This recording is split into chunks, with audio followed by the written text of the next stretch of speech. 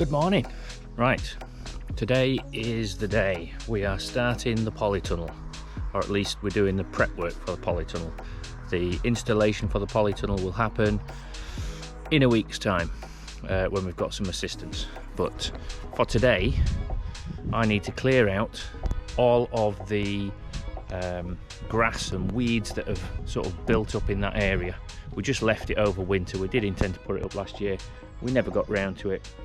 And today is the day that we're getting that started. So, job for this morning is I need to dig up all of the grass, the weeds and everything else and clear the space, level it off, and then we have a blank canvas on which we can put our Polytunnel within the next week. So that's what I'm going to do.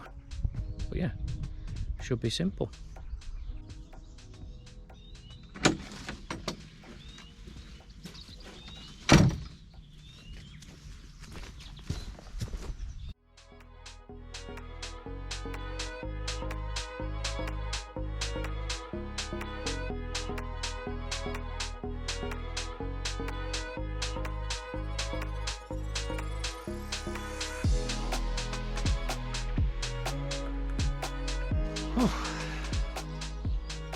Right, I hope you can see that. Just clearing out that space. I've got all this bit to do directly behind me. This is basically the footprint. It won't quite go as far as that, but far enough. And I'm just trying to take out the grass. So this will be left for a couple of days, let anything germinate. I'll clear that out again, and then the Polytunnel will go in. But it is slowly getting there. So I'll finish this off and then on to the next phase.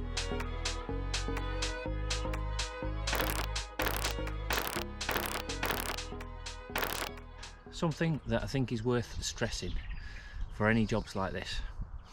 Prep work is the hardest part. So hopefully before we finish today we should get all of the posts in, the main posts, in the positions that we want and them squared up. And then tomorrow we might be able to get them driven right into the ground and potentially the frames up, at least the hoops in place. If we can get that done, then this next week we should get the rest finished. Fingers crossed. That's only taken us a year to get in, but if you can do a job, do it right. So let's hope this goes right.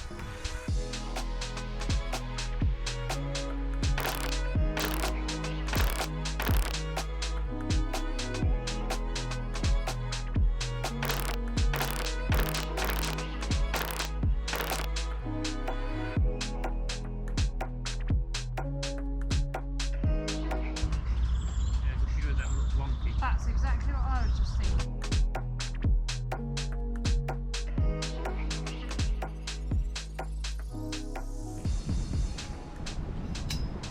Who would have thought this was so complicated? It's meant to be simple, it's not.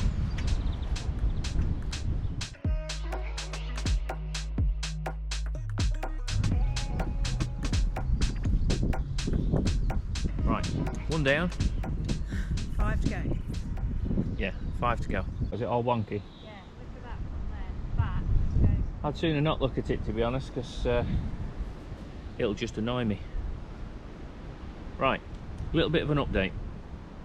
In going through the instructions, what we found is that some of the pages that should have been at the front were actually in the middle. And those middle pages explicitly said about bolting the various bits together. Now that would have been useful right at the start, and we have been questioning, why aren't these fixed together? Well, it turns out they should have been fixed, and we're now having to remedy that situation. So the lesson for future use is always read the entire manual before you start, not just the beginning and go through as you're working through the project.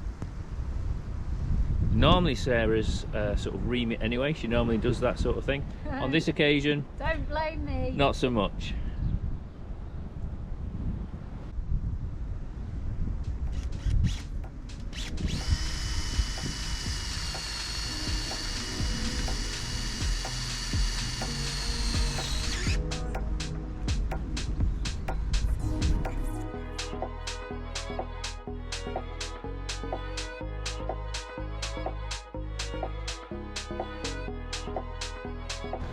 So, we are in the process of putting the ridgeline back up, maybe for the third time. This time, we have figured out that there are some self-piloting screws that join the two pieces together.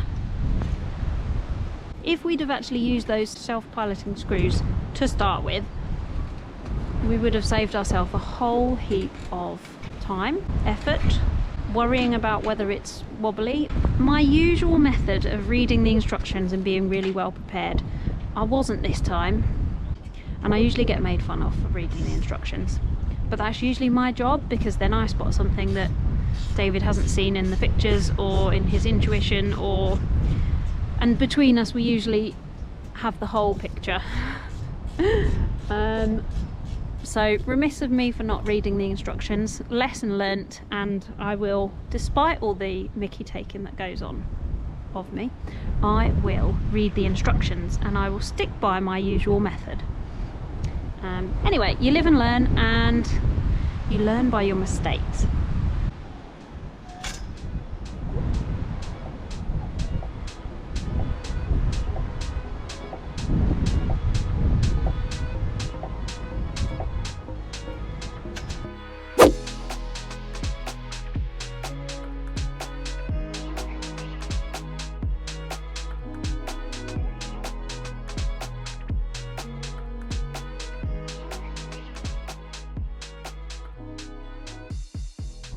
So just the side struts to do, and then that's most of the frame in. So all we need to do then, I say all we need to do, is put the door frame in.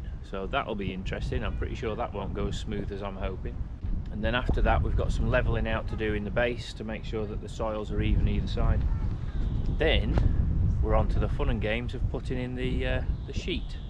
Storm stays. Storm stays, I've been corrected. Storm stays. Right, let's get these in.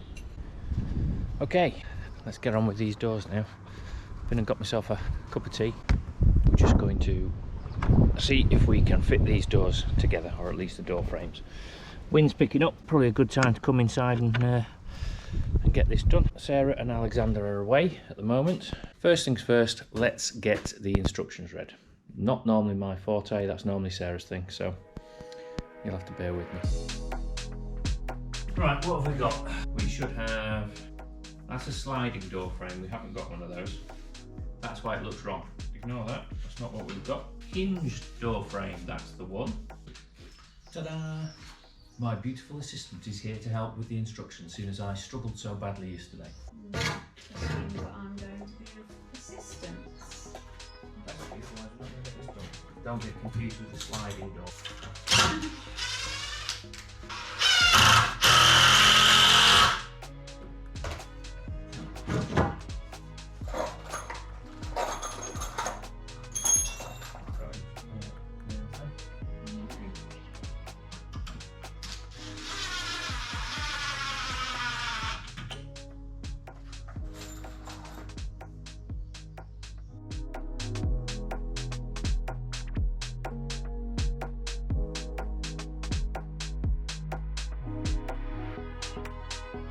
The bottom of the doorposts, including the batten, listen, will then be buried in a trench.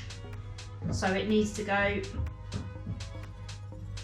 7.5 centimetres up from the base.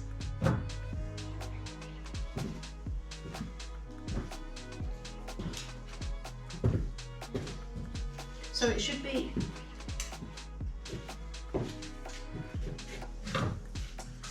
presumably the 19 by 38mm batten should be cut to size.